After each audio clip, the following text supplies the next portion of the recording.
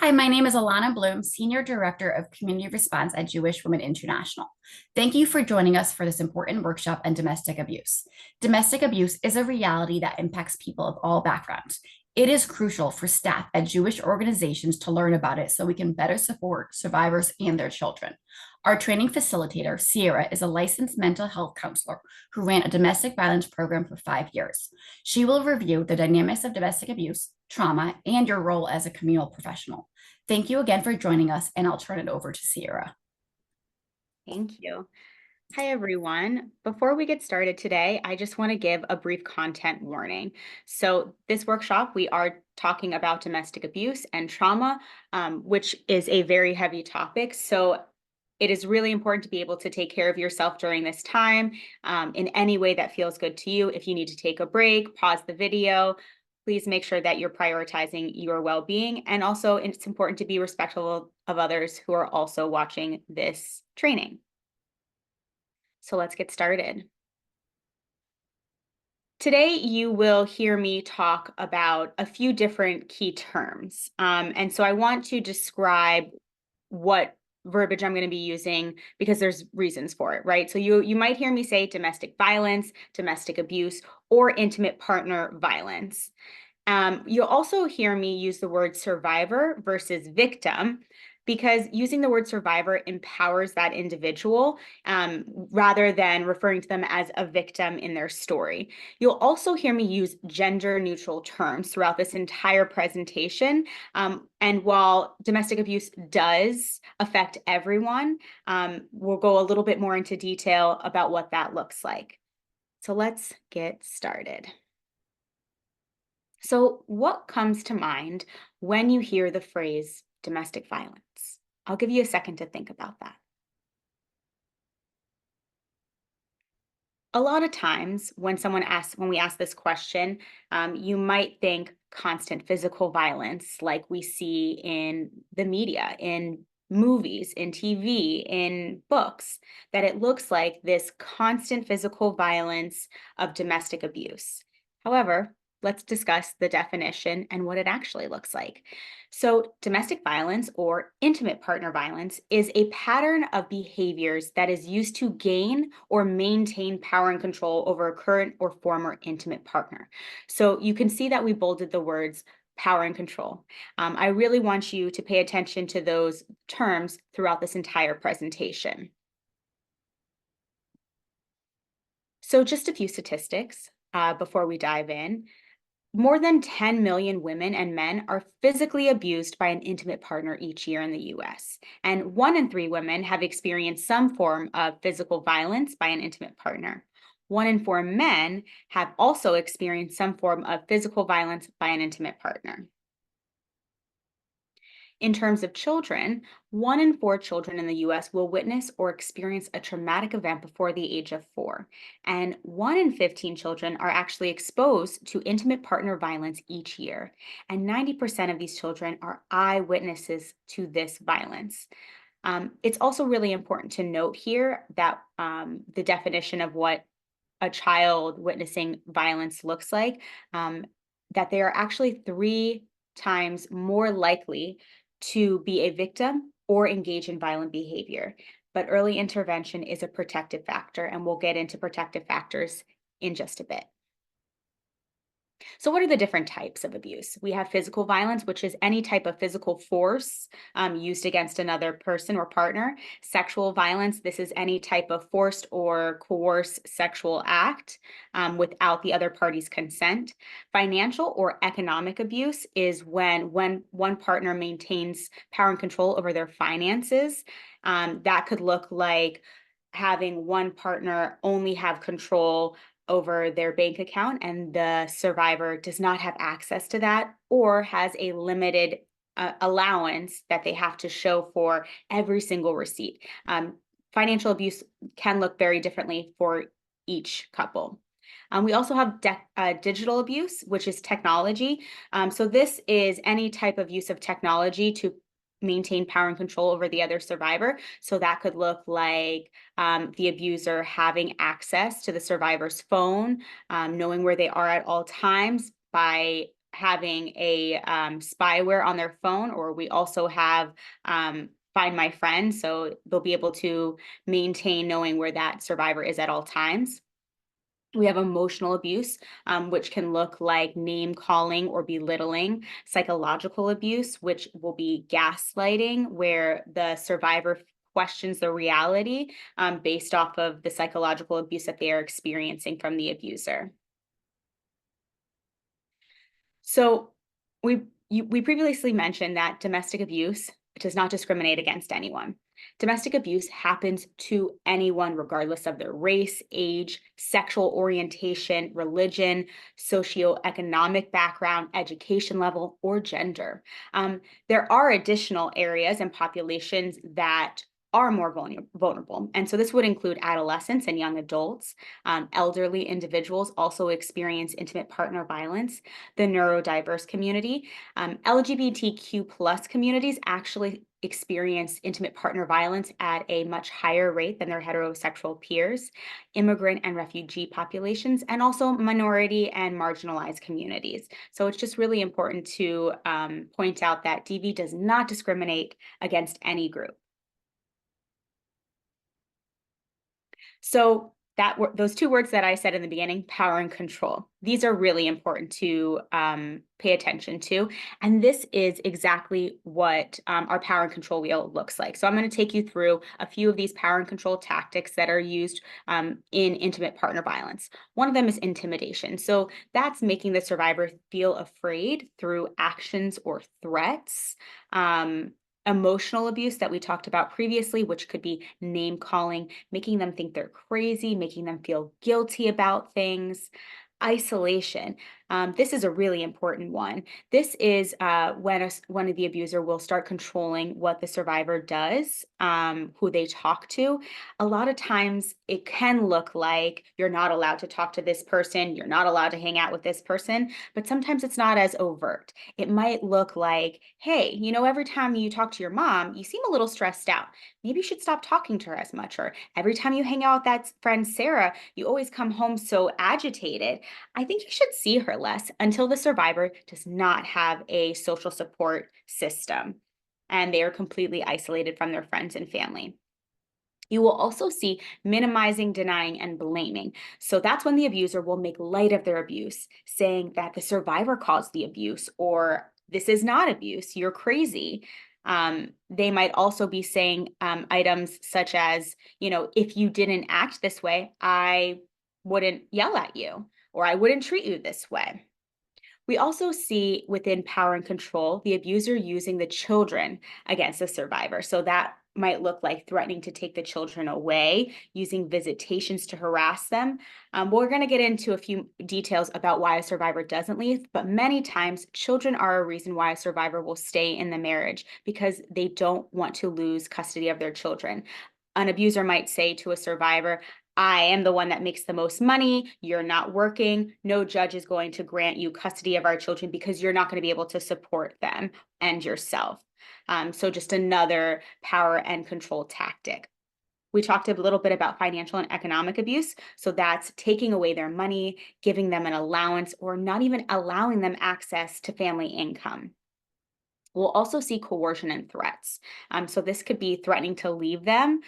This could also be threatening to commit suicide or report them to immigration. It's any type of coercion or threat that makes the survivor feel that they have no other choice. I also want to review a few more warning signs and red flags of what intimate partner or domestic abuse looks like. So this could also look like the abuser having extreme jealousy or possessiveness. That might look like the survivor talking to someone at your center and the abuser saying that that's not okay, you shouldn't be talking to that person. These constant belittling or put downs might look like you never make dinner well, your food doesn't taste good, you're not a good parent. We might also see explosive tempers. So they might be calm while talking, and then all of a sudden, this very explosive reaction to something. You'll also see making false accusations, right? So a lot of times abusers will accuse the survivor of something that they didn't do, such as infidelity. You're also going to see these constant mood swings where 1 second they're very loving or calm and everything's okay, and the next minute they're snapping about something very small. We talked a little bit about physical violence, and so that's physically inflicting any pain or hurt in any way. That could also look like throwing items against the wall, throwing items towards a survivor. Extravagant gestures as a form of apology. So this is considered love bombing, right? So there might be an episode of abuse, and then the abuser might come back with flowers or some type of gift to apologize for the abuse. An abuser might also tell a survivor what they can and cannot do, right? You can't wear this, you can't go to this store, you're not allowed to hang out with this person. Repeated pressure to engage in intimacy. So we discussed briefly about what sexual abuse looks like. This is one of them. This also includes even if the couple is married. Checking cell phones, emails, or social networks without permission or having access to them to kind of have an idea of that there is no privacy for the survivor. And then we talked again about controlling access to money and constantly checking in with the spouse about whereabouts. So many times that could look like if the survivor is going to leave the home, they have to say, I'm going to this store, and then at this time, I'm going to this store, or even just letting or calling and texting the abuser to let them know when they leave and go to the store or different places. So there's a phrase called the cycle of abuse, right? And so typically it's this constant cycle, right? And so I discussed before that this doesn't look very similar to what it looks like in the movies, where it's this constant physical violence. A lot of times it looks like that there's a tension building. So there's tension increases, the survivor is feeling fearful and tries to placate the abuser. Then there might be an incident, whether this is verbal, emotional, or physical abuse occurs, and then that reconciliation. So this apology, excuses, maybe blaming the survivor, denying the abuse occurred, or these large gestures of saying sorry. And then there's this calm honeymoon phase where no abuse is taking place and everything is just back to this level field.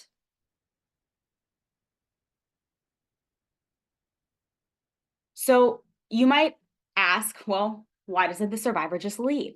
This is a really problematic question to ask. And before we dive into what the barriers are, I want you to think about a moment that you had to make a change in your life, but you found it really difficult to do so. What factors made it difficult for you to make that change? So making change is very hard. Changing something that is very large, like such as an intimate partner, your spouse, that's a very large decision to say, I'm going to end this relationship. However, a survivor experiences 1,000 levels of why they can't leave, all these different barriers. So through our needs assessment on domestic violence in the Jewish community, these were our findings. The first one being a lack of financial resources. So I discussed previously about a lot of times survivors don't have access to their family funds or have very little. Maybe the survivor hasn't been working, and so they're not bringing in any income. So I want you to think about in your state how much your rent is, and that typically when you need to move, you're typically required to pay first, last, and security. So right there, a survivor has a very large barrier because they don't have access to these financial resources to make that change. Custody concerns, which we talked previously about in that power and control wheel of another reason why a survivor can't leave.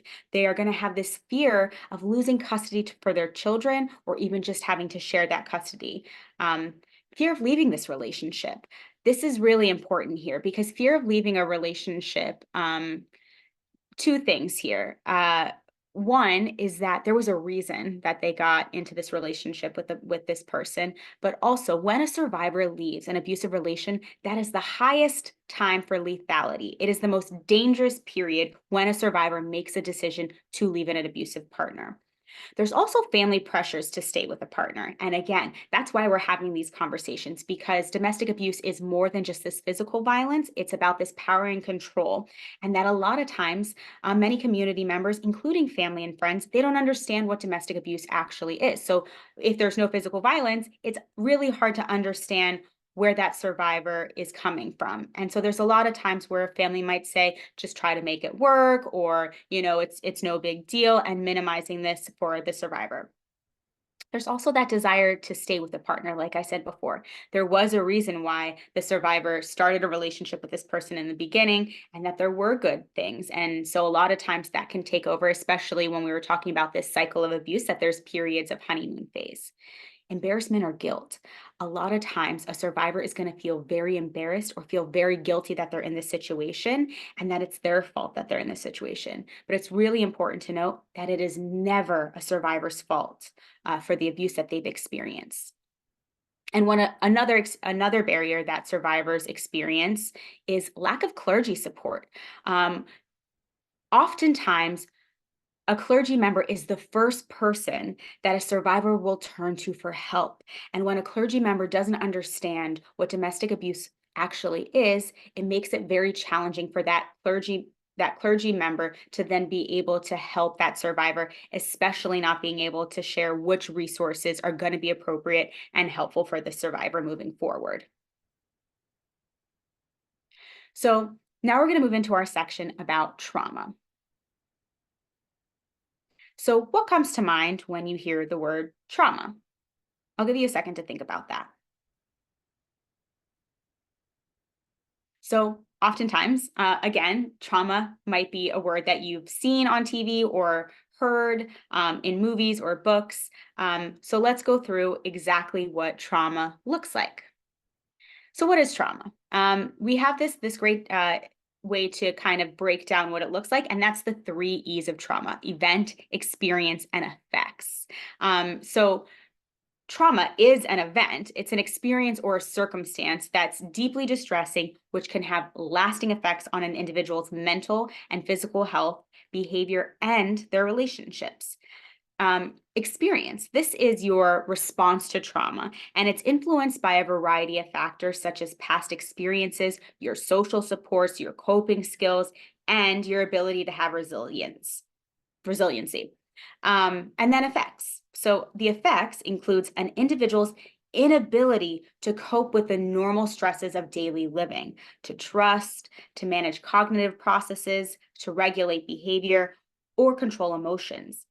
So, how I like to explain what trauma actually is, and how someone can experience that is, everyone experiences trauma very differently. So, 2 people can be in a car accident, and one person walks away and says, okay, that was like a really horrible incident, and they get back in the car the next day to drive to work. However, the other person in the car might have a completely different experience of that event, where they might have trouble sleeping, they might be hearing the crash noises in their head over and over, and ruminating about what that day looked like for them. And then it might affect their inability to cope with daily life stressors, to manage their life, to be able to get up and go to work. And so they might not be able to get up and get into the car the next day and drive to work because of that traumatic experience for them. So it's just important to recognize that everybody experiences trauma very differently, and their response and reaction to trauma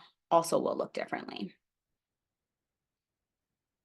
So we talk about being trauma informed, and what does it mean to be trauma informed? The first thing is to realize the prevalence of trauma, which many people experience trauma in various different forms. The next thing is to recognize how trauma affects all individuals involved, right? So how I was explaining before about the car accident, that one person who's experiencing the trauma in a very challenging way, the people in the family and the people that are directly in their support system are also going to be involved in this.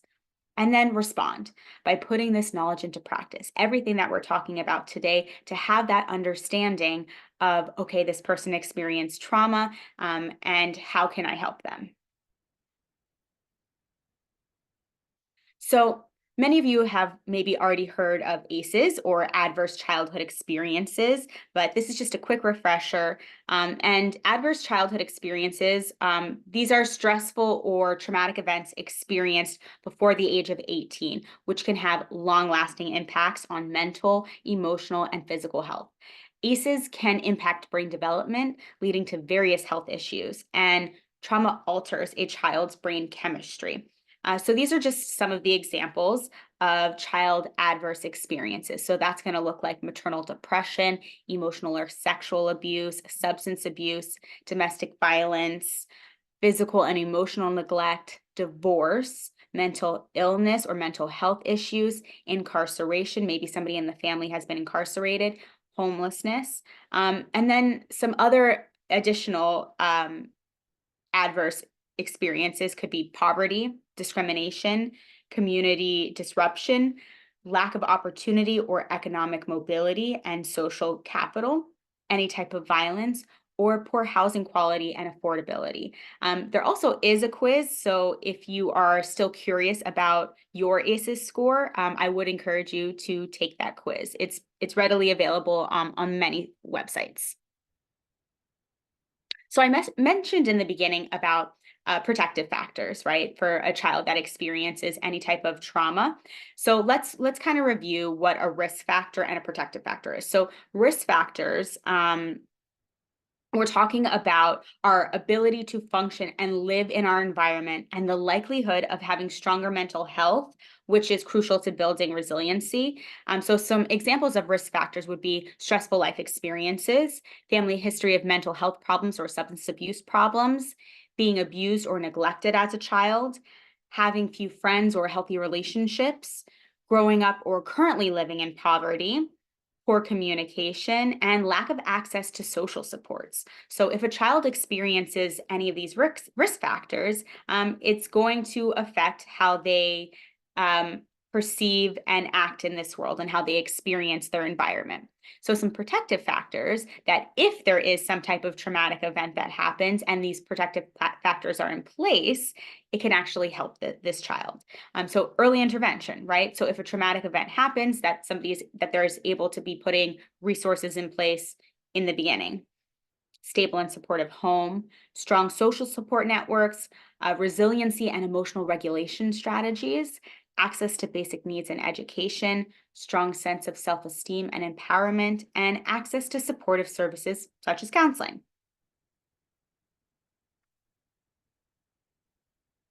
So we talked a lot about what trauma looks like, how many people can experience trauma. And then we also have this thing called vicarious trauma. So this refers to the emotional and psychological distress that can occur when a person's exposed to the traumatic experiences of others, right? So this means if you're hearing about traumatic events that someone else experiences, individuals may experience these symptoms such as anxiety, depression, sleep disturbances, or intrusive thoughts. These symptoms can impact one person and their professional life, right? Their personal and their professional life. And if left unaddressed, it can lead to burnout and secondary traumatization. So teachers or staff that are working closely with students who may have been exposed to trauma, they might be hearing or witnessing the impact of these experiences on how these students or the children that you're working with, how it can be really distressing for them, which can lead to vicarious trauma.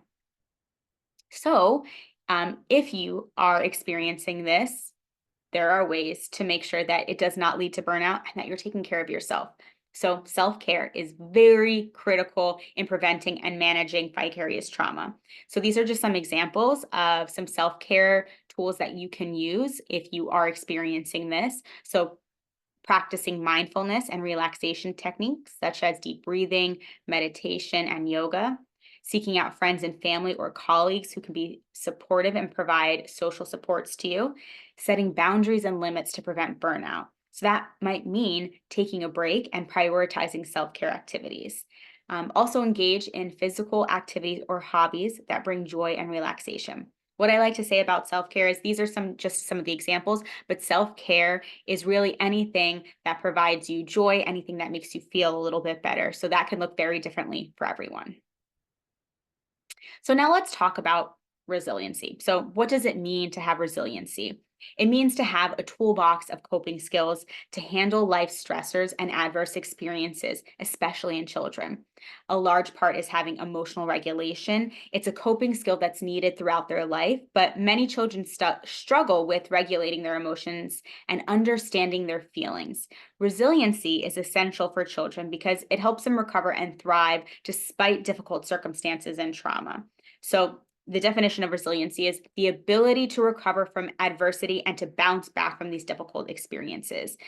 Trauma really can have a lasting impact on child's mental health, their behavior, and resiliency is their toolbox, which helps them cope better with the trauma and the effects of it. So, with the right supports, children can develop these coping skills that they need to strengthen their resiliency and overcome the trauma they've experienced. So now let's get to what your role is. So, true or false? If a JCC member hasn't disclosed abuse, then domestic violence is not occurring in their household. This may seem like an obvious answer, but a recent survey of JCC early childhood teachers, some teachers reported that domestic violence wasn't a concern for their population that they serve. Just because it isn't known doesn't mean that it's not happening. So, what exactly is your role? The purpose of this conversation in discussing domestic violence is to ensure that you have a stronger understanding of what domestic violence looks like and how it impacts children so that you can respond in a supportive way if a child shares about abuse or a child is exhibiting problematic behaviors. We are not asking you to fix the problem or to act as a therapist. That's not your job. I'm not trying to give you one more job or one more responsibility. There are specialists who are trained to respond to these situations. So if you do come across a survivor and their child, the next steps would be to refer them to these services. So the first thing you're going to do is recognize. Recognize that domestic violence and the potential impacts on your JCC members. The next step is to respond. Learn how to respond if a survivor discloses abuse or if a child exhibits symptomatic behaviors. And the last step is to refer. Always refer. Refer survivors and their children to the appropriate services. So, if a survivor does disclose to you that they're experiencing abuse, what you want to do is listen, believe, refer, right? You always want to listen without judgment and acknowledging their feelings and experiences and letting them know that you're there for them. The next step is to believe, right? So, a domestic violence survivor's often face disbelief or skepticism when they disclose abuse. And it's important to believe what the survivor is telling you. Oftentimes, when a survivor is going to share with you the experiences that they have, it's going to sound shocking. You're going to be like, this is not happening. But it's always really important to just believe to them because there is many reasons why a survivor doesn't come forward. And one of them is that they think that no one is going to believe their story. And the last step is going to be refer. So you're going to refer to your ECE director or your support coordinator, and they will be able to provide the survivor with your local resources such as shelters and counseling services or even legal aid. So if a survivor does disclose about abuse, it's really important that you're maintaining confidentiality for these adult disclosures. So, confidentiality is the practice of keeping sensitive information private unless given explicit consent by the original disclosure to share that information. By maintaining this confidentiality, the importance of it is to ensure that the individual feels comfortable seeking and receiving necessary services without fear or judgment or any negative consequences. So, the survivors should know that they can safely and confidentially disclose to the program or the ECE director or the family support coordinator at your JCC. We always want to make sure that the survivor feels like they have a safe space to be able to come forward and that there are going to be people there to support them. So, just food for thought, I want you to think about this scenario. Taylor, a JCC member, has disclosed that they are experiencing abuse at home. What are the steps you would take to make sure that Taylor and their children are welcome, safe, and supported when they come to the JCC?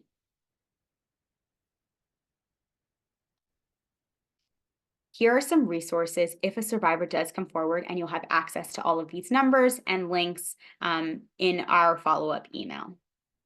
If you do have any questions about anything that we discussed today or anything that pertains to this topic, please feel free to reach out to myself or Alana. Thank you so much for coming today and listening to our workshop about domestic abuse. Have a great day.